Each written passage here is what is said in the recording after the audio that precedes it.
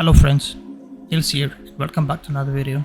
So today we're gonna be taking a look over Venthyr Frost Mage in a raid/single target scenario. Let's begin by discussing about the strengths and weaknesses of Frost Mages. Frost offers very high amounts of consistent damage, whether it's AoE or single target. It is probably the strongest priority target damage funneling class in the game, along with Elemental Shamans, and has the highest 2-target cleave, probably higher than Destruction Warlocks. They also have a double immunity with Cold Snap, which is very useful in a raid scenario. Talking about our weaknesses, we don't have significant amounts of bursts, as our Icy Veins have very high uptime if played right, which also makes us to be really uptime dependent. If we don't have a target to hit for a while, we'll end up dropping our Veins without farming our cooldown back up. RNG can also play a factor in this, as to how many Flurry of Actions perks we'll get and how you will manage to use them effectively. In terms of ratios, Goblin seems to be the best choice right now for single target, followed by Orc and Blood Elf. As a quick comparison, Goblin is 50 DPS higher than its Roar at the moment. If you want an all-around race for every content, you should go with Orc. When it comes to stats, you want high amounts of haste and crit for lot by versatility. Even though the Sims put haste higher than crit is very important, as it directly affects our Icy Veins via the Icy Propulsion's Conduit, so try to find a balance between the two. I'd say if you have a Kabbalist Hymnal, 25 to 26% crit is okay, followed by similar amounts of haste. In terms of trinkets, currently our two best choices are Kabbalist Hymnal and Glyph of Assimilation. Looking into the trinkets from the new raid tier, there is really not many good choices. However, Kel'Thuzad has probably our best trinket in Forbidden Necromantic Tome. It is very similar to how Kabbalist works, and it's gonna be our strongest trinket. As a second option, raid doesn't really offer anything good, so according to Sims, Unbound Changeling from Mists of Tyrannosaurus seems to be seeming really good, but I'm not entirely sure how it's gonna actually translate in game.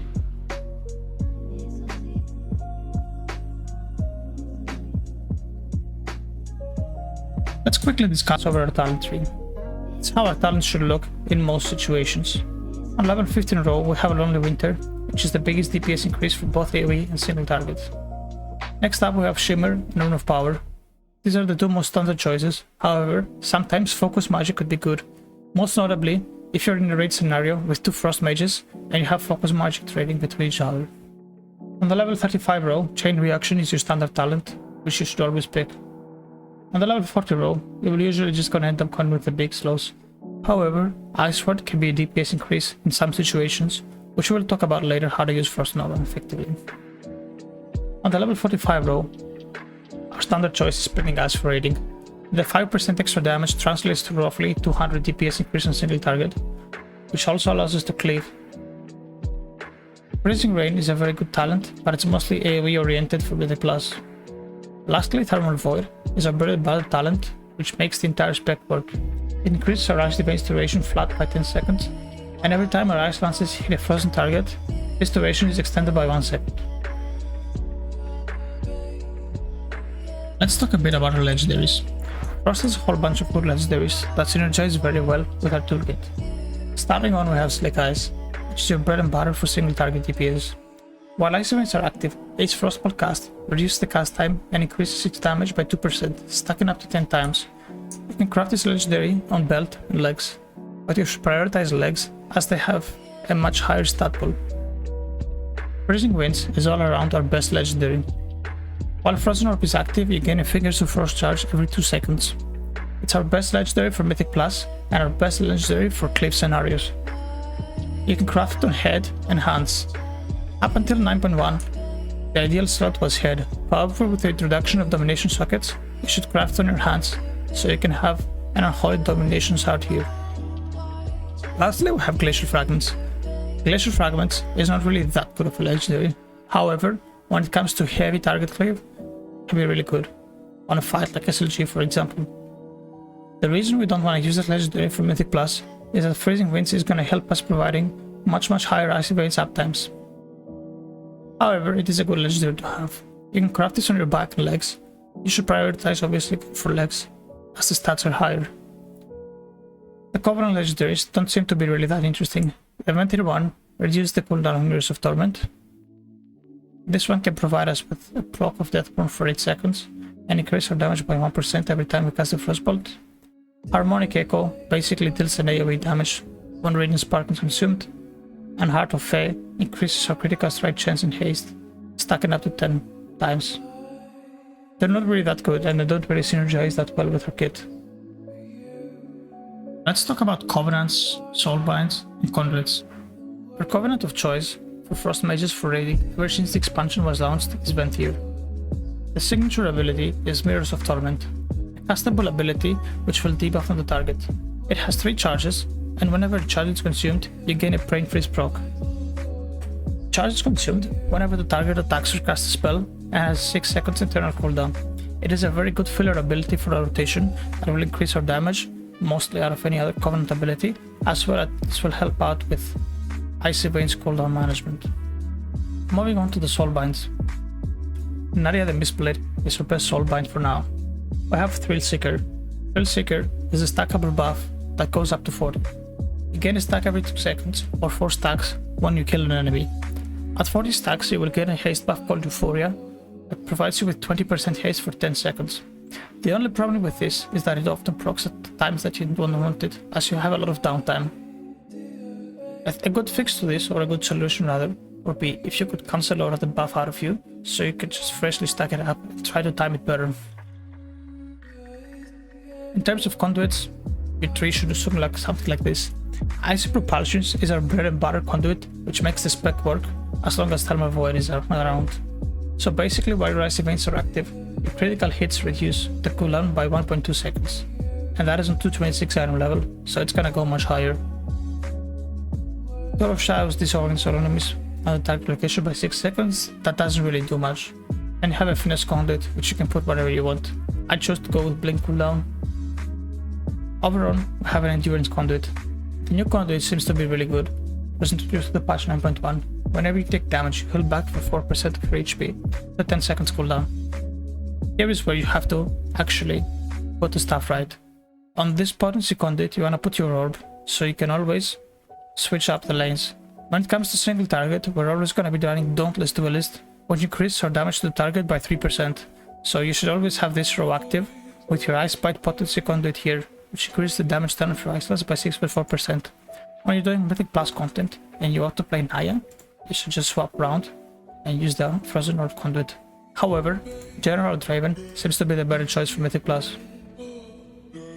Thrill Seeker will often have a lot of downtime, as you cannot cancel Aura, as I mentioned earlier, and this buff built for Horde is really good. It provides you with 5% intellect once you're above 80% HP basically. You're gonna drop the buff oftentimes, but it still seems better for Mythic Plus. You're gonna end up using Icy Propulsions and Unrelenting Call Conduit. Battlefield Presence will enhance our damage by 3% later on, while Nadia is gonna give us Fatal Flow. The problem that I see with this is that at the moment, Fatal Flow is gonna give us crit, which is not really useful for us as we're gonna overcap crit by a lot. Later on the expansion, when we get to stack versatility higher than crit and it's gonna proc versatility, this is gonna be a very strong Soulbind for Frost Mages. When it comes to rotation, the rotation of Frost is pretty simple, pretty straightforward. You basically press what lights up. When you have a Fingers of Frost, you cast Ice Lance. When you have a Brain Freeze, you cast Flurry, followed by 2 Ice Lances during the Winter Shield debuff window. So I'm gonna slow down my opener a little bit and showcase how I do it, as the opener is basically the only part where you kinda wanna pay attention to and you wanna try to munch as less as possible. So let's have a look. You always wanna open with a Frost Gold. I'm just gonna precast the Frostbolt. I'm gonna open with Frozen Orb into Icy Veins. I'm gonna cast another Frostbolt, followed by the initial Fingers of Frost I'm gonna get as soon as the orb hits the target. I'm also gonna use my Glyph Assimilation as well. I got another proc, so I dumped the proc. I didn't get the Flurry proc from the 2 Frostbolts, so I'm gonna cast my Mirrors of Torment, and I'm gonna empty my Fingers of Frost until my first charge comes in. So the boss attacks, 1 stack is consumed, so I'm getting my Flurry proc, so I'm just gonna Frostbolt into Flurry. So this is a situation where you might find yourself into. This is what we call munching, right? You're gonna have 2 charges of Fingers of Frost, and you're gonna have just casted a Flurry, which means that you're gonna have already 2 Winter Shield stacks on the target, which means that you're gonna overcap procs. So what I'm doing here in this case is I'm gonna shoot my first Ice Lance, So now I'm in the scenario where I have 1 Fingers of Frost and 1 stack of Winter's Chill. What you want to do here is you want a Frostbolt plus Icelands combo. Fingers of Frost is going to consume and buff the Icelands, while your Frostbolt is going to get buffed by your Winters of Chill. As you can see, both spells are casted here. You can see right here on the top frames, both of them crit. And I find myself in another situation where I'm getting so many procs on this pull. I have 2 Icelands ready to go with Fingers of Frost and I have a Flurry proc. But at the same time, I look down here and I see that in 1 second, my Mirrors of Torment is going to be off its internal cooldown and it's going to proc again. So that means that I cannot cast 2 Icelands because I'm going to overcap with Flurry. So I'm going to do 1 Iceland here and I'm going to Flurry again. So I Flurry again. So you can see on the very next global, I'm going to get another Flurry back. So I'm going to Icelands into Icelands again. And there is the Flurry proc from the Mirrors of Torment. So I'm just going to cast my second Rune of Power here. Frostbolt into Flurry. Double Icelands. I'm gonna cast my Frostbolt here as I see that my Mirrors is gonna come right off its internal cooldown back into Frostbolt Flurry. And after that, it's basically pretty straightforward. You cast Frostbolts and you try to fish for procs. When you have a Flurry, you're gonna Flurry into double Icelands, as you can see here. If you get a Fingers of Frost, you're just gonna dump it with an Icelands, and that is literally about it. Something you also wanna note out is that you should always try to combo your Rune of Power with your Frozen Orb. If you don't cast any Blizzard throughout the fight, you're gonna have to wait on your rune a little bit until your orb, but it's still much of a bigger DPS increase than using them separately. As you can see, Frostbolt into Flurry, and that is pretty much what you're gonna be doing the entire fight. It's more like about trying to munch as much as possible and lose as many procs, and then just a matter of RNG of how many procs you're gonna get to try to keep up your Icy Veins as much of uptime as you can. So in this particular situation, I'm like 64 seconds of cooldown and 50 seconds uptime. It's pretty good so far, but later on to the pull, it gets pretty yikes as I cast like 7 or 8 Frostbolts without a single proc. But that's about it for the rotation.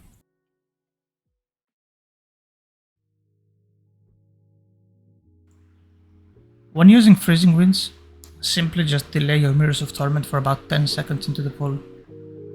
Drop your Frozen Orb and dump all of your procs from the Legendary, and then proceed into comboing your Mirrors with your second Rune of Power.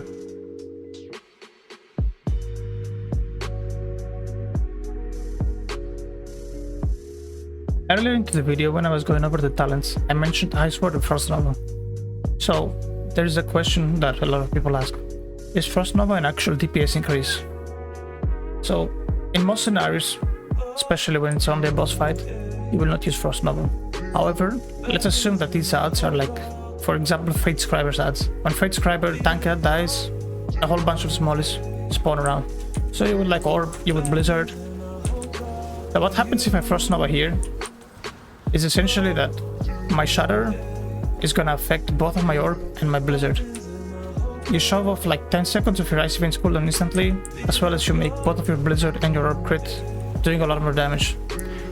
You will find yourself in situations where there is going to be a lot of empty globals in between, where you're gonna actually Frost Nova. So for example, you're gonna Orb, gonna Blizzard, and then you're gonna start dumping your Icelands procs. However, you're in a situation like this, where your Blizzard is gonna be running, and you're gonna be waiting for a new proc to come up.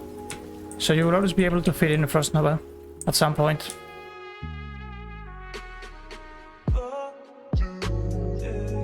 Lastly, I just wanna mention munching once again. This is gonna be your biggest source of DPS loss. Just try to use your proc smart, try not to overlap things. It will happen, so when it happens, try to do what I showed you in the video earlier to minimize the DPS loss. Use your Frostbolts during Winter's Chill while you have overlapped Fingers of Frost stacks up. And that is pretty much all you can do. Just play smart, use your proc smart, that's about it. I think we covered everything for this video. I'm gonna release Mythic Plus version for this video for Frost Mage, probably about the next weekend. Mythic Week is approaching on Wednesday, so we're gonna be a little bit busy waiting. I hope this video helped you out. If there's any questions, feel free to drop a comment below or hit me up on my Discord section. And if you liked the video, please remember to like and subscribe, and I'll see you out on the next one. Thanks for watching, and until the next one.